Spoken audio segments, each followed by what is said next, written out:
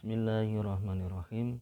Assalamualaikum warahmatullahi wabarakatuh. Alhamdulillah. Allahumma sholli ala sayyidina Muhammad wa ala alihi wa ashabihi ajma'in. Amma ba'd. Anak-anakku semuanya, marilah kita bersama bersyukur kepada Allah Subhanahu wa taala, bersalawat kepada Rasulullah Muhammad sallallahu alaihi wasallam. Alhamdulillah, pada kesempatan kali ini saya akan menyampaikan bagaimana membaca Al-Quran.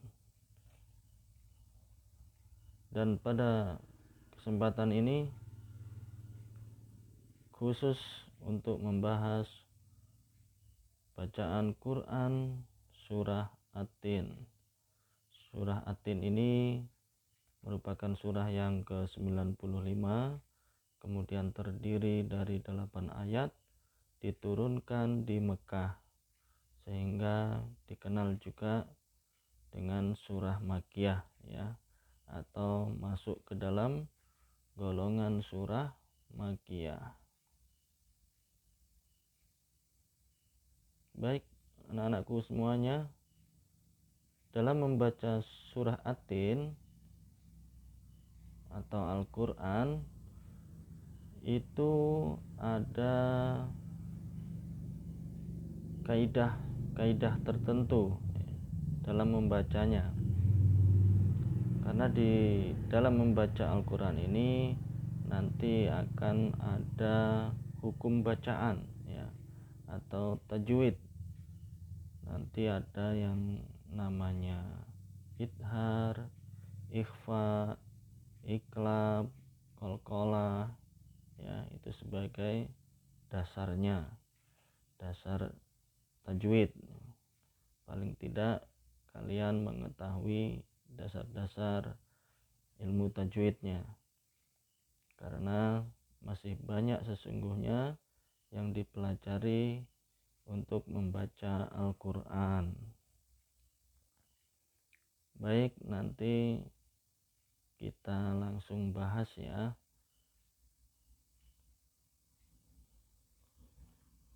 Bismillahirrahmanirrahim. Wattini wazzaitun. Pada ayat yang pertama ini, kalau diperhatikan, huruf ta itu ada tasdid. Itu artinya kalau kita membacanya langsung disambungkan, langsung nyaut ke huruf ta, ya. Wattini, ya. Setelah huruf ta itu ada huruf ya, ya sukun. Nah, itu dibaca 2 harakah, ya. Kemudian pada kalimat wazaituni itu huruf zai itu ada tasdid, jadi langsung nyambung ke huruf zai, wazai. Kemudian di depannya lagi ada huruf ta, yang di depannya ada huruf wawu sukun. Nah, itu dibaca 2 harakah. Akan tetapi karena berada di akhir kalimat, maka diperbolehkan untuk dibaca panjang. Contohnya seperti ini. Wattini wazzaitun, ya. Itu kalau berhenti di ayat yang pertama.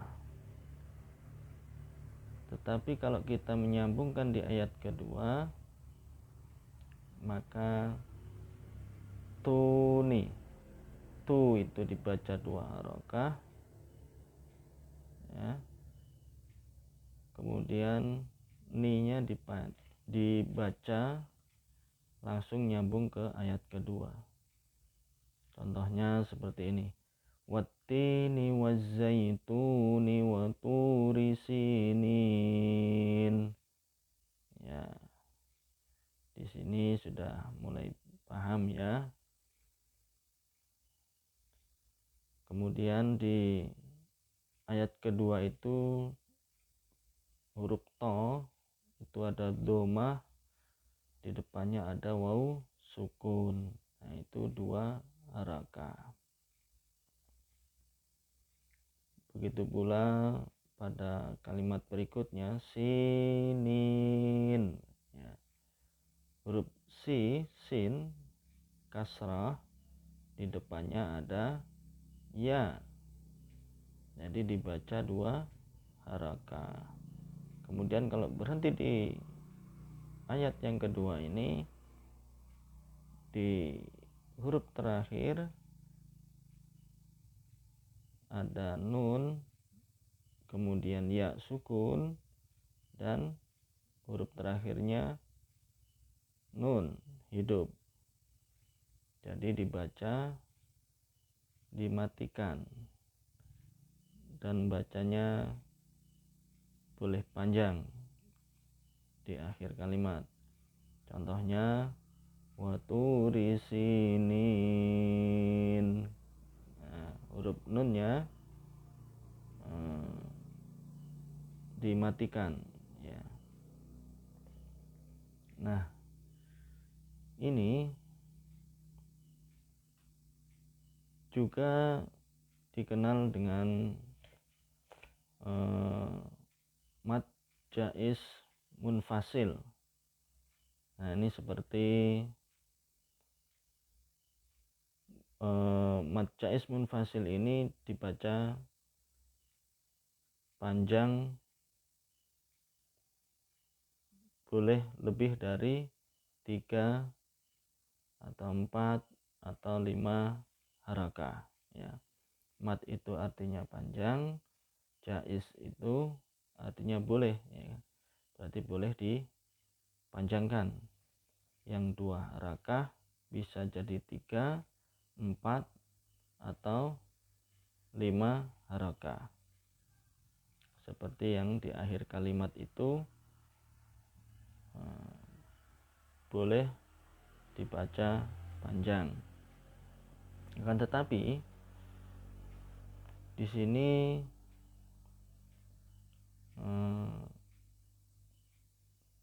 pada kalimat yang ada ini belum ditemukan. Nanti pada kalimat berikutnya insya Allah ada kita temukan contoh mad jaiz munfasil. Baik, kita lanjutkan cara membacanya berikut ya. Ayat yang ketiga, wahadzal baladil amin. Huruf H, wahadzal, ha itu harakahnya fathah berdiri ya. Itu menandakan dibaca 2 harakah. Contohnya wahadzal baladil amin ya. Yang terakhir kalimat min panjang.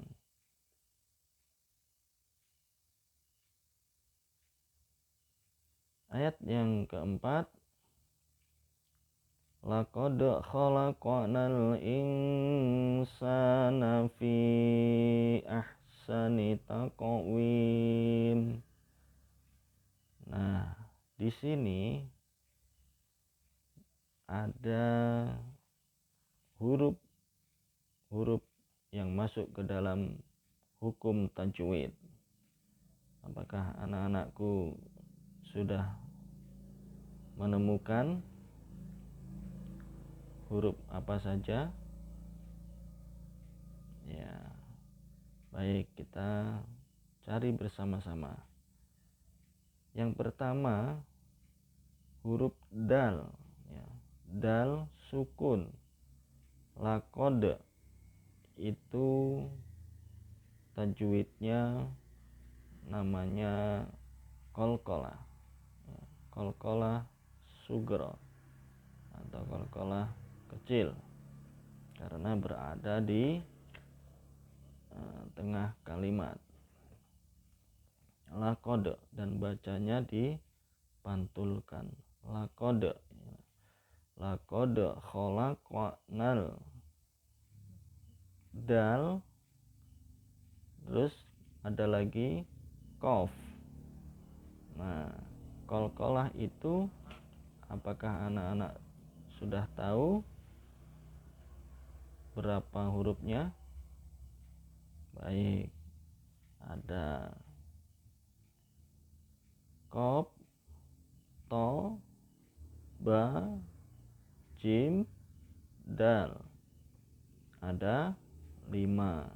Baik, nanti huruf qalqalah ini yang kelima ini itu kalau di tengah-tengah kalimat maka huruf kelima-limanya ini akan ditandai dengan sukun, ya. 5 huruf ini akan ditandai dengan sukun. Hurufnya mati dan tidak tasdid, ya. Hanya sukun. Coba perhatikan. Laqad, kemudian khalaqa, ya. Khalaqnal. Itu hurufnya sukun karena berada di tengah kalimat. Cara bacanya sudah paham, ya. Laqad khalaqa. Ya. Baik. Kemudian setelah huruf qalqalah ada bacaan, hukum bacaannya apalagi? Ya, hukum bacaan ikhfa. Cara bacanya bagaimana? Cara bacanya disamarkan. Insana. Nah, seperti itu bacanya, ya. Insana disamarkan dan ditahan agak lama. Insana, ya. Seperti itu bacanya. Itu namanya ikhfa. Apakah anak-anakku sudah mengetahui berapa huruf di ikhfa ini? Baik, ada 15 huruf. Apakah kalian sudah hafal semuanya? Mudah-mudahan sudah hafal ini, ya. Sebetulnya kalian sudah hafal, cuman dalam pengelompokan hukum tajwidnya mungkin masih belum begitu tahu yang ikhfa mana, nanti ada idhar mana, qalqalah yang mana. Baik, nanti insya Allah akan Bapak sampaikan apa saja yang masuk ikhfa, idhar, dan qalqalah, iklab, dan sebagainya. Baik, lanjut kita bahas yang ini. Setelah insana itu ada fi ahsani taqwim. Baik, huruf fa itu ditandai tanda layar di atas, ya fi. Nah, itu seperti yang Bapak sampaikan tadi di atas, namanya mad jaiz munfasil. Mad jaiz munfasil, ya. Itu boleh dibaca 2 harakah atau lebih panjang lagi, ya. fi ahsani taqwim. Fi-nya panjang. Boleh 2 harokah? Boleh. Tapi lebih panjang? Boleh. Ya. Kemudian di akhir kalimat, akhir ayat itu ada taqwim. Nah, ini hukum bacaannya apa? Tajwidnya namanya qalqalah karena dipantul tadi ya. Qalqalah dipantulkan. Baik, ayat selanjutnya tsumma radadnahu asfala safilin illal ladzina amanu wa 'amilus sholihati falahum ajrun ghairu mamnun. Fama yukadzibuka ba'du biddin alaysallahu biahkamil hakimin. Baik, itulah tadi pembahasan bagaimana membaca Al-Quran. Jadi membaca Al-Quran itu tidak hanya asal membaca, jadi ada kaidah-kaidah ilmu tajwid yang harus diperhatikan supaya bacaannya benar, bacaannya betul ya, dan didengarkan menjadi enak ya, suaranya didengarkan menjadi enak dan kita bisa meresapinya. Baiklah, mudah-mudahan anak-anakku semua paham dengan apa yang saya sampaikan, dan kalau belum paham nanti boleh ditanyakan. Baik, terakhir bahwa membaca Al-Quran itu ada keutamaannya tersendiri. Rasulullah Shallallahu Alaihi Wasallam bersabda, ini dari sahabat beliau, an Abi Umamah radhiyallahu anhu qala sami'tu Rasulullah sallallahu alaihi wasallam qala iqra'ul qur'ana fa innahu ya'ti yaumal qiyamati syafi'an li ashabihi, rawahu Muslim. Dari Abu Umamah radhiyallahu anhu, ia berkata bahwa ia mendengar Rasulullah sallallahu alaihi wasallam bersabda, bacalah Al-Quran karena pada hari kiamat ia akan datang sebagai syafaat untuk para pembacanya. Hadis riwayat Muslim. Baiklah, demikian yang saya sampaikan. Semoga Allah Subhanahu wa taala memberikan pertolongan kepada kita semuanya. Dalam mempelajari ini kita diberikan pemahaman, kemudian kita bisa membaca Al-Quran dengan baik, dan di akhirat mendapatkan syafaat dari Al-Quran yang telah diizinkan oleh Allah Subhanahu wa taala memberi syafaat kepada para pembaca Al-Quran. Baik, kita akhiri bersama-sama dengan membaca doa kafaratul majlis.